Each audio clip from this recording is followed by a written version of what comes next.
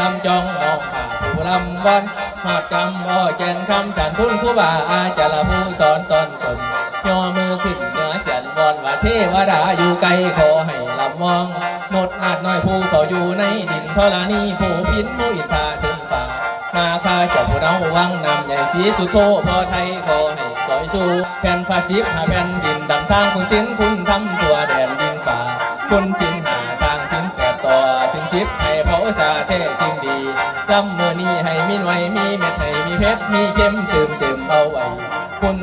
227สิ้นใหญ่ของพระสงฆ์จงได้มาหุ่มห่อเฮียงเป็นพี่เลี้ยงในบ่อนธรรมคุณพระสงฆ์องค์เน้นแม่สีนำบอกย่อมือน้อมก่อนหาไว้ขอให้มาซอยไว้โอ้ลำได้ราคาสาธุเดือขอให้แจ้งเจิดกาเกิดจะอย่ามีบ่อนสงสัยตำแนวได้ของไปโอ้แนวนั่นลำทางสันทางเงาทางหลอกให้เป็นคล้องเงาได้มองบอนจา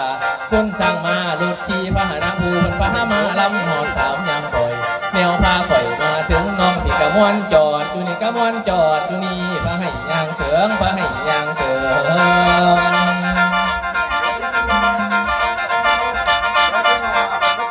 เอาละสต๊อกเลยสต๊อกคุณพี่หมอแค้น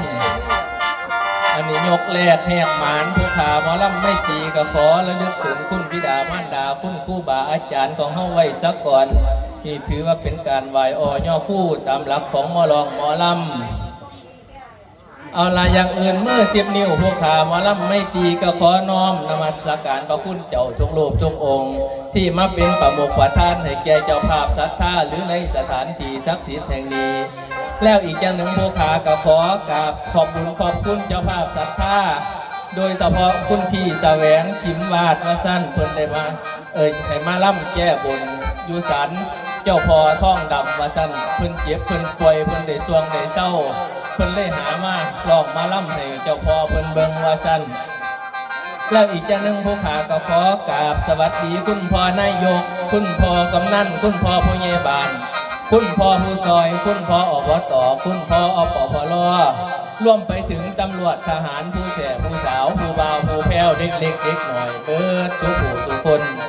กับแล้วอีกอย่างหนึ่งผู้ขาก็ขอกราบสวัสดีคุณพ่อคุณแม่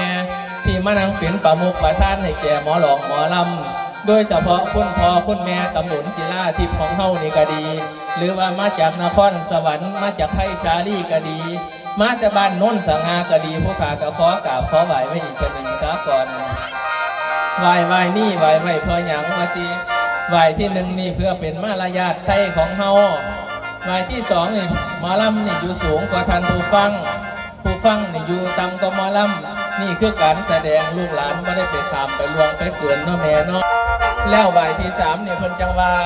ปากหมอลำก่อนนี้มีแต่ความละมกโสกปรกสมสวยอยู่ในก่อนลองก่อนลำห้าผู้ขานี่ว่าคำใดไปพอถึงหูพ่อหูแม่หูพี่หูน้องของเฮา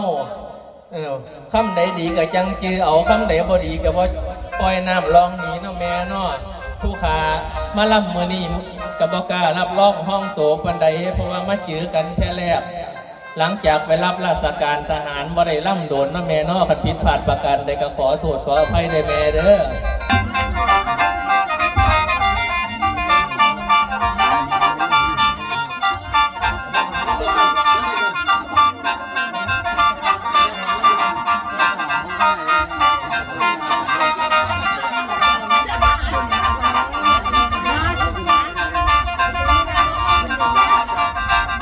ว่าน้อได้แก่นว่าน้อได้ขันเบาปืนลำนี่มันมีหลายแบบเบาปืนลำนี่มันมีหลายแบบหาลังมือกะแซ่บลังมือกันหัวหาลังมือกะหัวสมองบ่เล่นเป็นสีเปลี่ยนแล้วเปลี่ยนสังวาดบาดยังกะบ่เป็นตาฟังในหูพ่อหน่อยจังกะดังค่อยก่อนน้ำกะลงน้ำดีกะงงนอดบาดถึงต้นบ่จักหัวจักสุดกะเพื่อนกะพือเสียวตีนออกมือออกขาออกแขนยังกะปิดกองแต่งลงหน้าลงหลังก่อนเคยเป็นตาฟังหัวเลาะโพพวกเราผู้ฟังอยากโยัง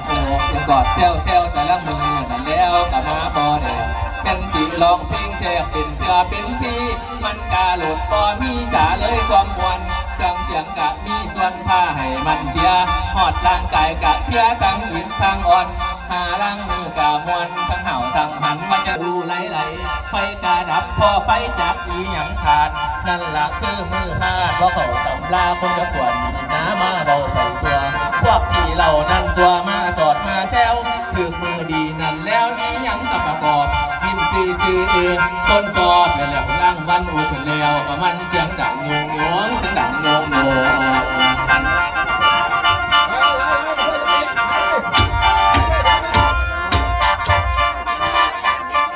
เอาละเป็นจังสีละมีอาการร้องการล่ำก็ได้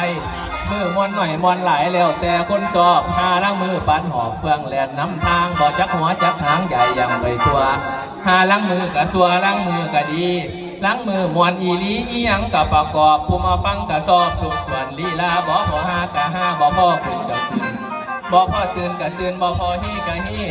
มีแต่มนต์เสน่ห์นิยมสู่อย่างแต่ละมือมันต่างกันแท้ละลายหาล้างมืออยากอายแต่บ่ทันขึ้นหานขึ้นมาแล้วก็ยานสั่นซัวเว้าจังไดก็บ่ว่าคนอยู่ใต้ล่างล่ำจังไดก็สร้างบ่ถือฮอดแค้นสิลำสุดจะแน่นใส่กองบ่ถือเป็นน้ำย่ำน้ำเลือกหรือว่าผู้ใครคอยลดเงินเอาหลายก็ยังว่าขึ้นห้านแล้วคนด่าเสียหายเมื่อนี้ฟังเด้อคุณยายสิเป็นจังไดแน่นี่ละแม่เอ้ยการร้องการล่ำสิให้ชื่นใจไปเบิดสู่หูสู่คนมันก็บ่แม่นละเนาะอยากฟังร้องฟังล่ำอยากฟังแนวใดก็ให้อีพ่ออีแม่เฮามาขอเด้อมื้อนี้บ่ว่าสิร้องสิเดินก่อนมักเพลงมักล่ำก็มาบอกเด้อบัดนี้เอาสีตื้นๆยาวขอบคุณศรัทธาเจ้าภาพเฮาเบิ่งกันนะบัดนี้อาจารย์หมอแคนเอามาเด้ออีพ่ออีแม่มาแต่อันบ้านโน่นสังงามาเด้อว่ามาฟ้อนเด้อบาดเนี่ย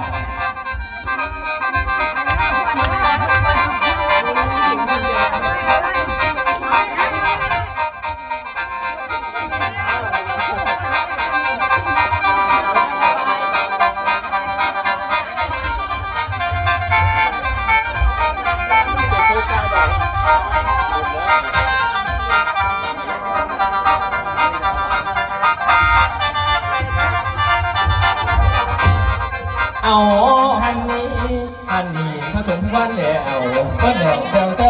วจบกันแล้วเซลตัวหันหัวออกน้ำคือดังละโนดกัดเนื้อเชื่อนอข้อกลุ่มแล้วเป็นเส้นน้าสมนั่งดูริมหันมาดูถันฟังหมอลำต่อดังโดนจังพ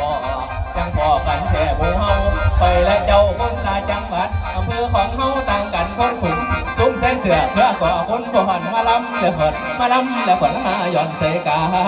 น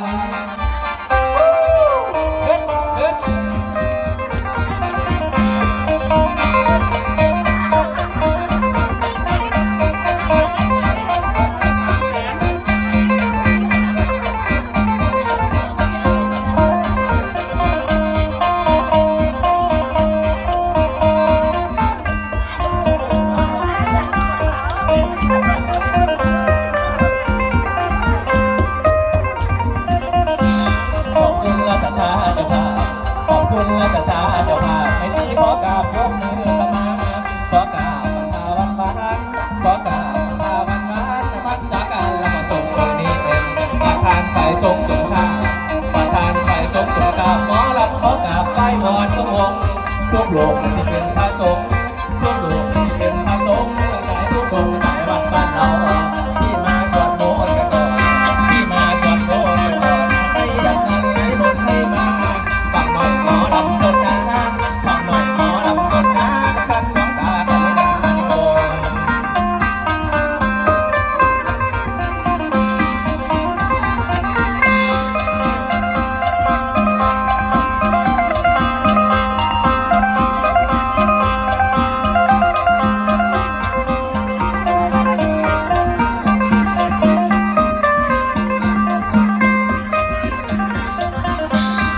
ฟังหมอลำให้หน่อยมาฟังหมอลำให้หน่อยมาอย่างน้อยเป็นกำลังใจขอกราบจะผู้อยู่ไหนขอกราบจะผู้อยู่ไหนกับบ้านแล้วให้มาส่งตรงนี้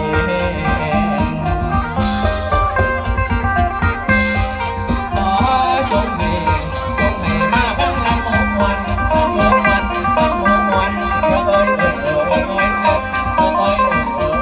ยจะ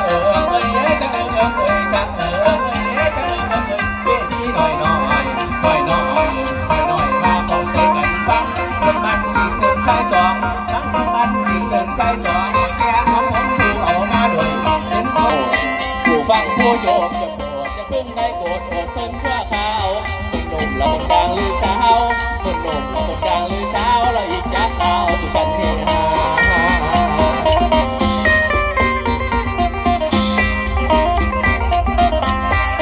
เอาเจ้านำแล้วไม่ใช่เกินหน้าบานมาอย่างมงตกบกคงแล้วก็คงหอมส่งเชื่อเพ่งเพลงกันเลี้ยงดูกองบนหมอให้แก้มเจ้าหมอลำหันหมอลำหาวลำหาวเช้าก่อนหยอดใส่ให้ถูกใจแล้วก็แม่พี่น้องแอวเด็กควันน้ำจำประจำเจ้าน้ำตั้งแอวให้เพิ่นขอเอาแนวผู้เชียร์ทั้งตา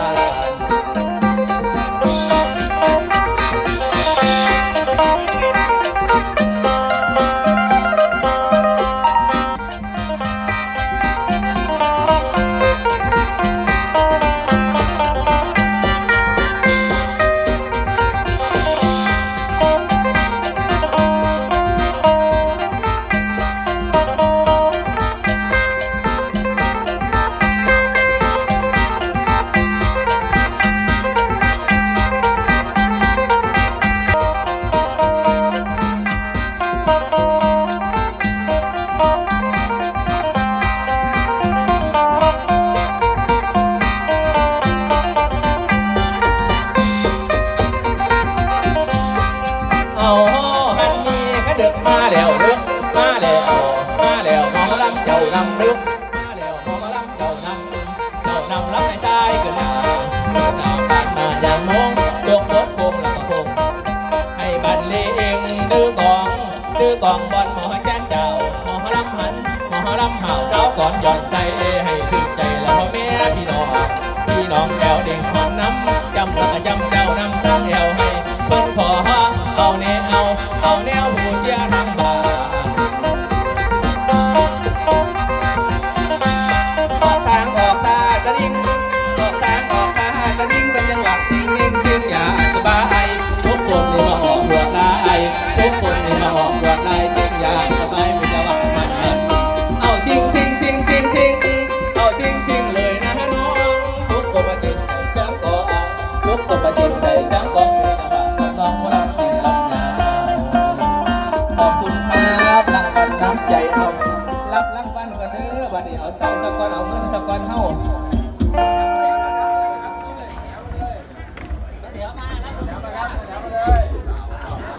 โอ้ยวาสนาข่อยสิได้พวงมาลัยทั้งหมู่คนนึงว่าสิได้พวงหลีดที่สันดอก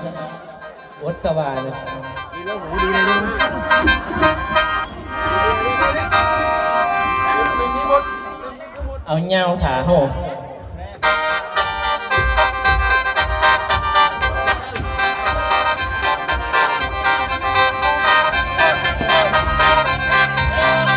ขอบคุณครับรางวัลน้ำใจที่ให้มา20 บาทได้กลับไป20 ล้าน100 ล้านนะครับสุขภาพร่างกายแข็งแรงคิดสิ่งใดสมปรารถนาทุกอย่างทุกประการ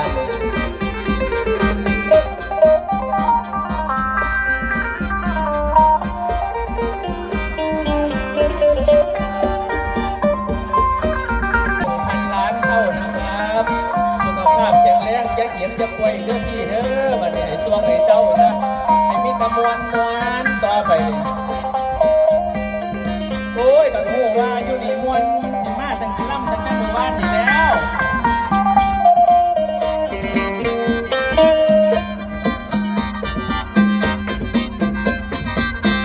ออกทาง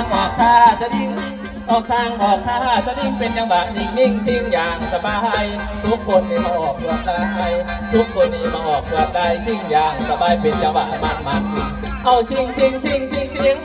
เอาชิงเลยนะน้องทุกคนมาเด่นใส่ช่างกอ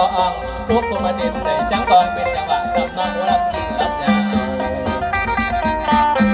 ผู้สาวหรือว่าผู้เสเป็นจังใดแนบลำชิงให้เบื่อช่างก็มาจุ่มเบื่อช่างก็มาจุ่มเบื่อเพื่อที่เป็นตาเบิ่งจะดอกแล้วพวกหมูมองดูขาขาวอ่อนทำงอนเต้นบังลำโซ่ดุมมองกันตาโตก็มองกันตาโตบ่จังจะโผเสียงแซว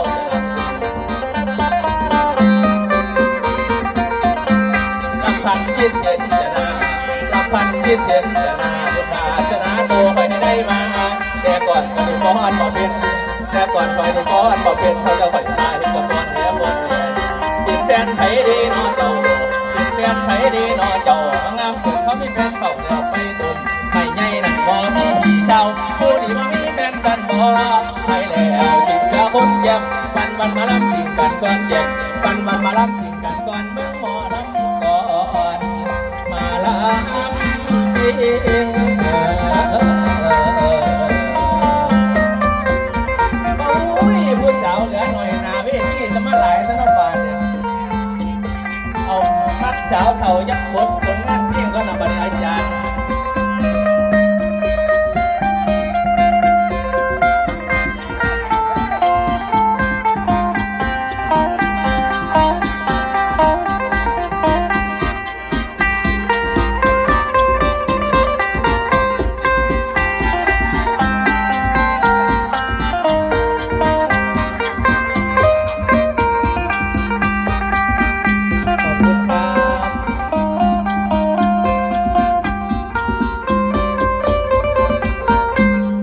เหลือใจแต่หาแฟนก็ดีมาเสียฟอร์มเอายังนมสำนีคนฮักอยู่ใสเหงาใจเต็มทีหนาวมาปีนี้อยากจะมีคู่ใจ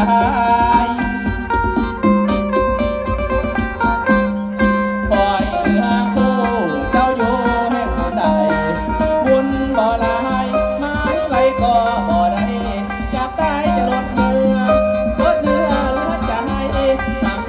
นบ่ได้บุญเดียวใจนอนแหลมเหมือนบุญบันดาลใจของทางสาวเท่าอ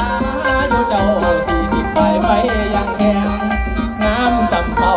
สาวเจ้างามแดงแดงยามน้องแต่งเสน่ห์แห่งแกงใจสาวสำ